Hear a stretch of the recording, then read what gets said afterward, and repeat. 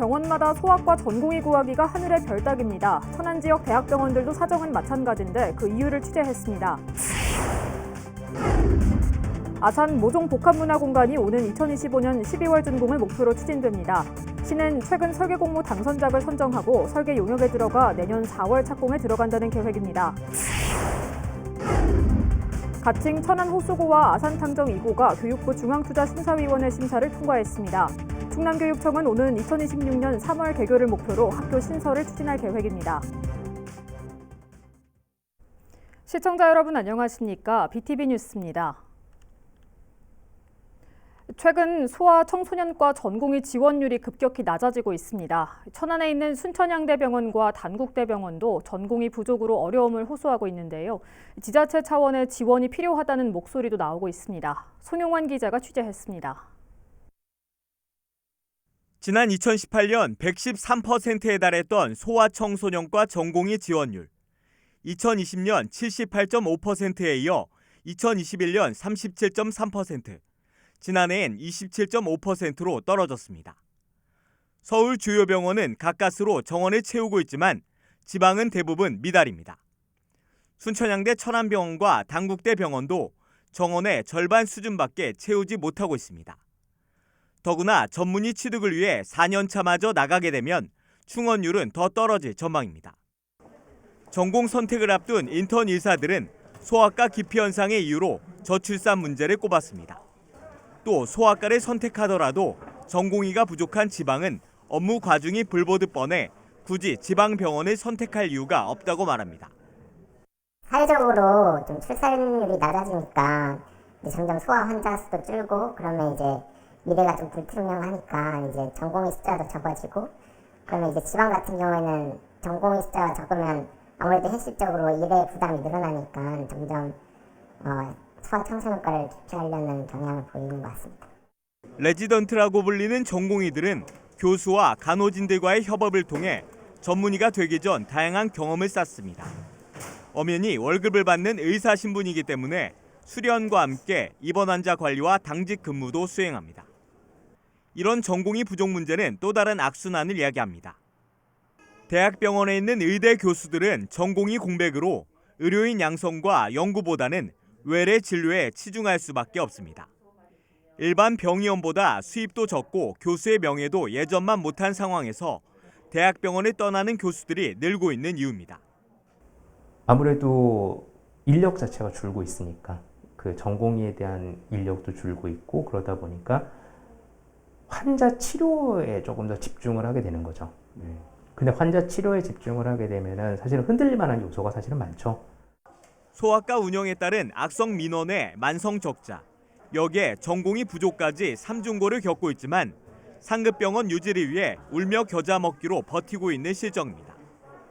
이렇다 보니 일부 지자체에선 소아과 유지를 위한 예산을 지원하고 있고 충남에서도 필요성이 언급되고 있습니다. 천안에서도 의사 구하기가 굉장히 힘듭니다.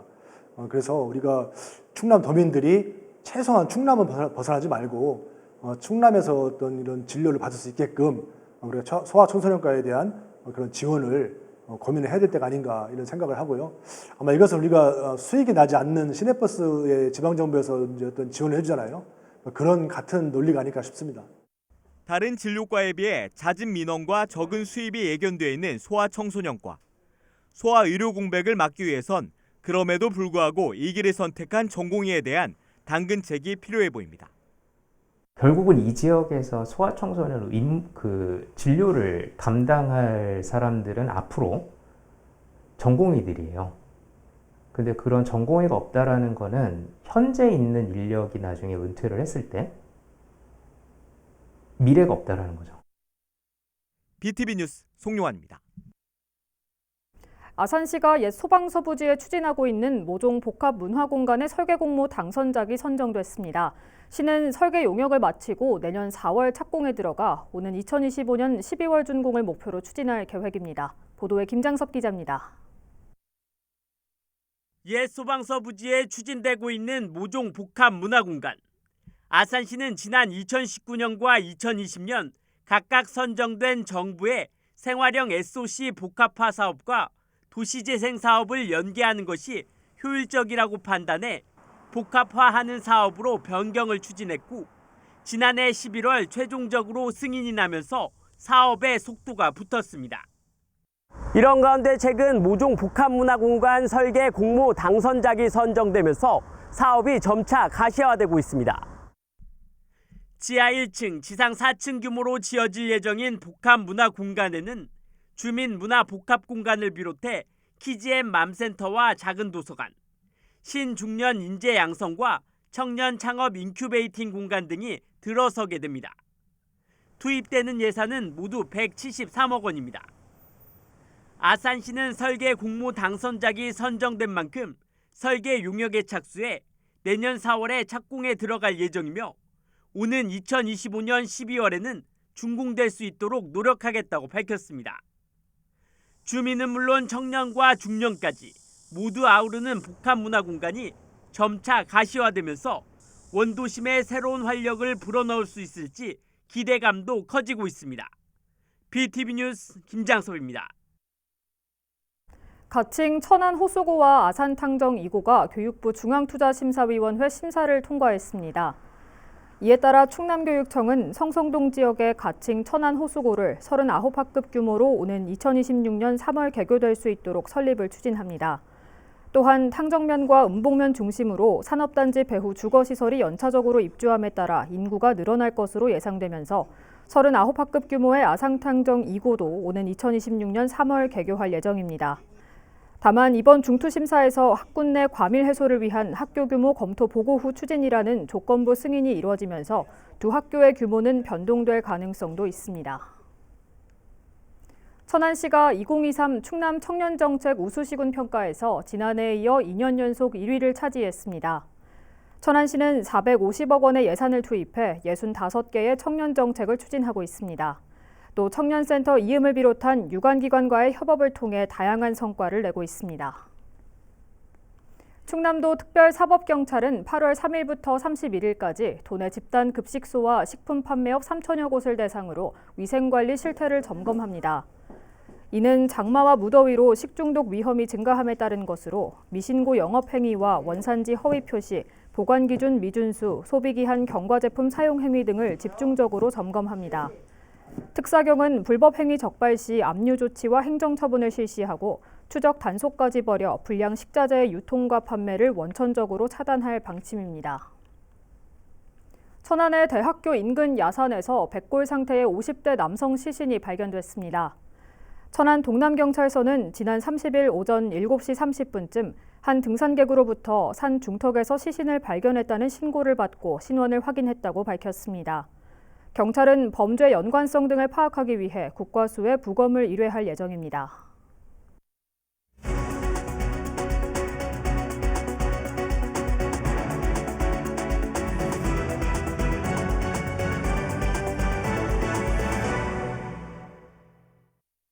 시청자 여러분의 이야기와 알짜 소식을 콕 집어 뉴스로 읽어드리는 김선욱 기자입니다.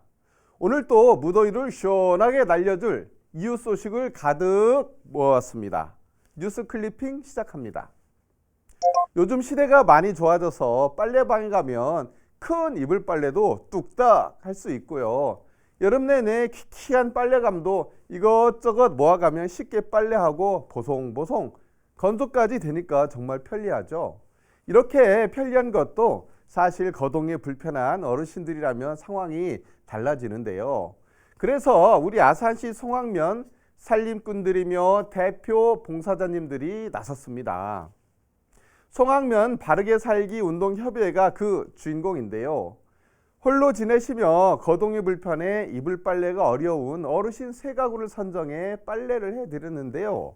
사실 이불 빨래가 쉬워 보여도 여간 힘든 게 아니거든요. 그런데 이런 힘든 빨래 봉사도 벌써 8년째랍니다. 정말 대단하죠?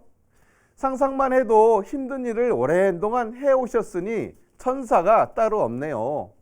뜨거운 햇빛이 이럴 땐 고맙기도 하네요. 보송보송한 이불이 됐을 테니까요. 김선혜 회장은 홀로 지내시는 어르신분들께 따뜻한 마음을 전할 수 있어 보람을 느낀다며 앞으로도 많은 봉사활동을 통해서 소외된 이웃들에게 행복을 나눠줄 수 있도록 노력하겠다고 말했습니다. 모두가 행복한 송악면 최고! 최고! 두 번째 시원한 소식은 바로 우리 이웃들의 아픔을 함께하고 보듬어 나가는 이야기인데요. 지난 장마 유난히 비도 많이 오고 그러다 보니 비 피해가 많이 발생했는데요. 특히 많은 비에 취약한 저지대와 그곳에 사시는 주민들에게는 정말 힘든 시간이었답니다. 이분들을 위해 사단법인 함께하는 사랑밭이 지난달에 이어 이번에도 성정 1동에 식료품 꾸러미 100상자를 추가로 후원했네요. 식료품 꾸러미는 최근 지속된 집중호우 피해로 어려움을 겪은 주민들을 위해 추가로 지원할 계획인데요. 즉석밥, 즉석국 등으로 구성된 식료품 꾸러미는 침수에 어려움을 겪는 쪽방이나 반지하 등의 가구에 우선 전달하기로 했답니다. 수해로 어려움을 겪고 있는 우리 이웃들이 조금이나마 힘을 내셨으면 좋겠습니다. 정유진 대표는 최근 지속된 집중호우 피해로 어려움을 겪은 주민들에게 작게나마 위로를 드리고 싶었다며 앞으로도 꾸준한 지원을 통해 사회공헌 활동에 적극적으로 참여하겠다고 약속했습니다. 정유진 대표님, 고맙습니다. 오늘 세 번째 소식은 조금은 색다른 내용으로 가져왔는데요. 천안시 보건소가 읍면동 복지 담당 공무원과 통합사례 관리자 100명을 대상으로 정신질환, 중독, 자살 관련 역량 강화 교육을 실시했다는 소식입니다. 제가 이 소식을 전하는 이유는 다 아시죠? 우리 스스로가 정신건강 문제를 너무 가볍게 생각하고 행동하는 것이 아닐까 하는 걱정에서 준비한 거랍니다. 그래서 이날 강사로 나선 정범수 병원장은 정신질환자의 이해를 주제로 응급 개입 사례와 중독 질환자의 위기 대응에 대해 실제 사례를 중심으로 교육을 진행했답니다. 이와 함께 자살 예방 생명지킴 교육도 함께 실시를 했는데요. 자살 위험에 처한 주변인의 신호를 인식해 그들이 적절한 도움을 받을 수 있는 기관 또는 전문가에게 연계할 수 있도록 교육을 했답니다. 이렇게 많은 분들이 자살 예방을 위해 힘쓰고 있다는 것 꼭 기억하시고요. 혹시나 마음에 어려움이 있으신 분들 혼자 고민하지 마시고 주변 분들께 도움을 요청해 보세요. 도움이 필요할 때 전화 1393 꼭 기억하세요. 오늘 또 시원한 우리 이웃들의 소식을 가져왔는데요. 무더위가 본격적으로 시작됐고 휴가도 많이들 떠나고 계신데요. 모두들 안전한 여름 나시기 바랍니다. 고맙습니다. 이 시각 전국 SK브로드밴드 지역 채널의 주요 뉴스를 살펴보겠습니다. 먼저 서울입니다. 정부에 이어 서울시도 학생 인권조례 개정 의지를 내비쳤습니다. 해당 조례가 교권을 떨어뜨릴 소지가 있다고 판단한 건데 조례안 폐지를 놓고 한 차례 홍역을 겪었던 학생 인권조례가 또다시 도마 위에 올랐습니다. 출국 시 안면 인식 정보를 활용하는 스마트 패스 서비스가 인천공항에 도입됐습니다. 여권과 탑승권을 제출해야 하는 번거로움이 사라질 뿐 아니라 신체 정보를 활용해 항공 보안 수준도 한층 높아질 전망입니다. 안양 종합운동장 주변 재개발 사업이 추진되고 있습니다. 지난 5월 동측에 이어 8월에는 북측 재개발 조합이 인가를 받을 예정인데 사업이 완료되는 2030년에는 미니 신도시급으로 탈바꿈할 예정입니다. 세계적인 청소년 야영 축제인 세계 스카우트 잼버리가 새만금에서 열립니다. 행사장 배수 등 크고 작은 문제도 있었지만 지난 주말 마지막 점검을 끝으로 손님 맞이를 마무리했습니다.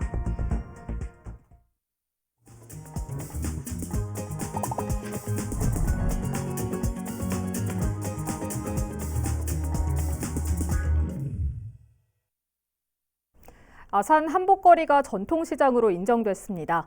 온누리 상품권 사용이 가능해지고 노후 시설물 보수와 화재 공제 가입 등이 지원되면서 소상공인들에게 도움이 될 전망입니다. 보도에 김장섭 기자입니다.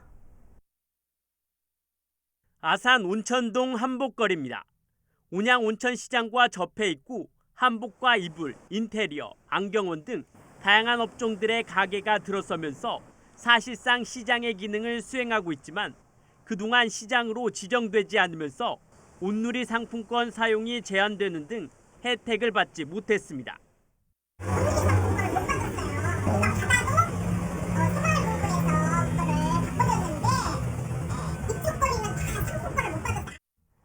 코로나19 여파와 경기 침체로 손님이 갈수록 줄고 있는 상황. 이처럼 어려움을 겪고 있는 소상공인들을 위해 아산시가 한복거리를 전통시장 인정구역으로 지정했습니다. 새롭게 인정된 구역은 온천동 시민로 409번 길 1에서 시민로 389까지로 약 160m 구간의 27개 점포입니다. 30년째 한복거리에서 안경원을 운영하고 있는 홍승주 씨도 한복거리가 이번 전통시장 인정구역에 지정되면서 소상공인들에게 조금이나마 보탬이 될 것으로 기대하고 있습니다. 그 전에는 여기가 이제 그 재래시장 그 상권에 포함이 되지 않아서 가입이 어렵다는 소리도 저번에는 많이 들었었거든요. 이번에는 아무래도 될 수 있지 않을까 싶으네요. 아산시는 한복거리가 전통시장으로 지정받게 됨에 따라 온누리 상품권 취급은 물론 노후시설물 보수와 화재 공제 가입 지원에 대한 근거가 마련된 만큼 지원 방안을 지속적으로 모색할 계획입니다. 이번 전통시장 인정구역 확대를 통해서 상인들에게는 온누리 상품권 취급이나 화재공제 가입이나 이벤트 행사 지원 등의 다양한 혜택을 지원받을 수 있게 되었어요. 그래서 전통시장 고객 시장을 이용해 편의 증진이 되지 않을까 싶습니다. 전통시장으로 새 출발을 하게 된 한복거리. 앞으로 어떤 모습으로 변화될지 기대를 모으고 있습니다. BTV 뉴스 김장섭입니다. 점심시간이 오전 10시 40분부터인 초등학교가 있습니다. 학생 수가 너무 많아 안전 문제를 고려했다고 하는데요. 너무 이른 식사 시간에 일부 학부모들이 우려를 표하자 학교 측이 급식실의 좌석을 늘리는 등 대책을 내놨습니다. 송용환 기자의 보도입니다. 한 초등학교의 학년별 시간 운영 계획입니다. 총 4번에 걸쳐 점심 식사가 이뤄지는데 가장 빠른 1학년의 경우 10시 40분부터 밥을 먹습니다. 이렇다 보니 일부 학부모들 사이에선 식사 시간이 너무 빠른 게 아니냐는 우려가 나왔습니다. 이에 대해 학교 측은 코로나19 이후 학생들의 안전 문제를 고려한 결정이라며 학교 운영위원회와의 협의를 거치는 등 일방적인 결정은 아니라는 입장입니다. 또 교육청에서 예산을 지원받아 급식실의 좌석을 늘릴 예정이라며 2학기부터는 첫 급식 시간을 11시 20분 이후로 조정할 예정이라고 밝혔습니다. 여기에 당초 계획돼 있던 급식실 확장 공사가 겨울 방학 중에 완료되면 내년부터는 정상 급식이 이뤄질 것이라고 내다봤습니다. 한편 해당 학교는 전교생이 약 2,100명에 달해 전국에서도 학생 수가 가장 많은 곳 중 한 곳입니다.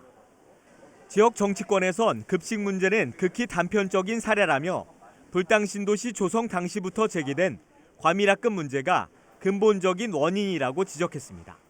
아이들 밥 먹는 문제는 과대 과밀의 한 가지 증상일 뿐입니다. 그 과대 과밀이 불당동학교의 과대 과밀이 근본 원인이고요. 불당동 및 천안시 서북구의 학교 과대 과밀은 전국 최악입니다. 일각에선 과밀학급 급식 문제 해결을 위해 교실 급식을 제한하기도 했지만 교육당국은 위생 문제 등을 이유로 부정적인 것으로 전해졌습니다. BTV 뉴스 송용환입니다. 천안시 부성 이동이 오는 10월 행정복지센터의 신축 청사 이전을 추진합니다. 부성 이동 행정복지센터는 지난 11일 신축 청사에 대한 건축물 사용 승인이 완료됐으며 9월 중으로 주민 편의를 위한 민원실과 주민자치센터 내부 인테리어를 완료하고 준공과 함께 업무를 시작할 예정입니다. 천안시는 오는 11월 10일까지 주민등록지와 실 거주지의 일치 여부를 조사하는 주민등록 사실조사를 실시합니다. 이번 조사는 당초 오는 9월에 실시할 예정이었으나 출생 미등록 아동 파악을 위해 2개월 정도 앞당겨서 시행됩니다.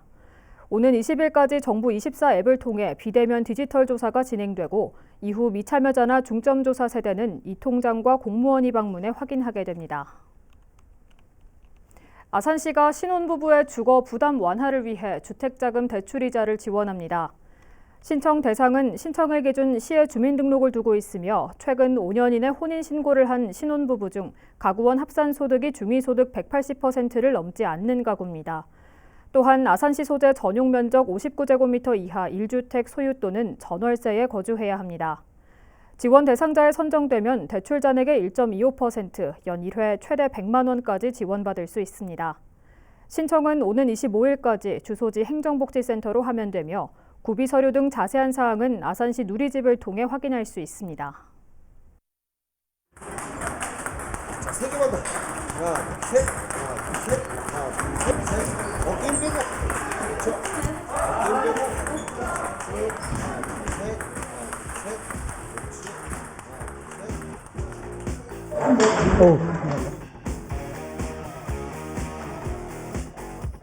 일단 유산소 운동으로 최고고 같이 어우러질 수 있는 게임, 운동. 왜냐하면 너나 할 거 없이 어울릴 수가 있거든요.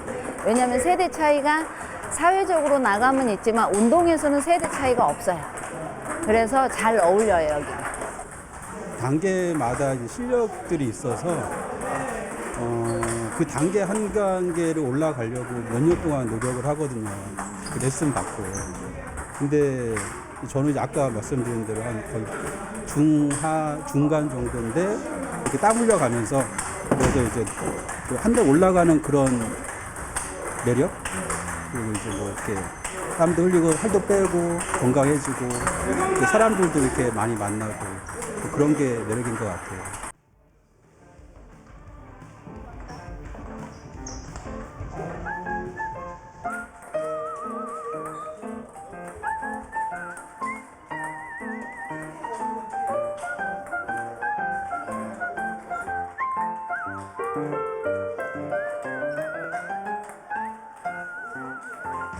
여기서 제일 얼마 안 되신 것 같은데, 네. 자꾸 뭐가 좋아서 배우기 시작하셨어요? 일단은 해본 적도 있고 제일 하기 편한 거? 제가 좀 그래도 오래 즐기면서 할 수 있는 것 때문에 시작을 하게 된 것 같아요. 아무래도 초보다 보니까 약간 부끄럽기도 하고 그런 마음이 있어요. 코치님 아니셔도 다 같이 즐기면서 할 수 있고 레슨을 직접 해주시니까 그게 더 좋은 것 같아요. 동료들이? 네, 동료들이 이제 해주시니까. 헬스라든지 이런 운동 같은 경우는 좀 자기 자신과의 싸움이 되는 거는데 탁구 같은 경우는 상대방과 같이 좀 이렇게 즐길 수 있으면서 다양한 직종분들이 계시지만 여기 와서는 어린 학생들이나 뭐 나이가 많으신 분들이랑 다 같이 어우러져서 다 같이 이렇게 운동을 하고 있다는 게 저희는 제일 큰 장점인 것 같아요.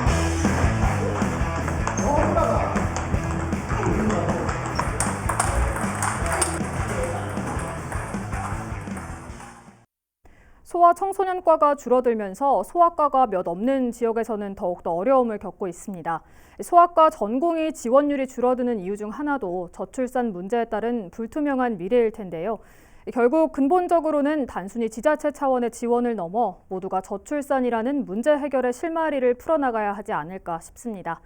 이상으로 BTV 뉴스를 마칩니다. 시청해주신 여러분 고맙습니다.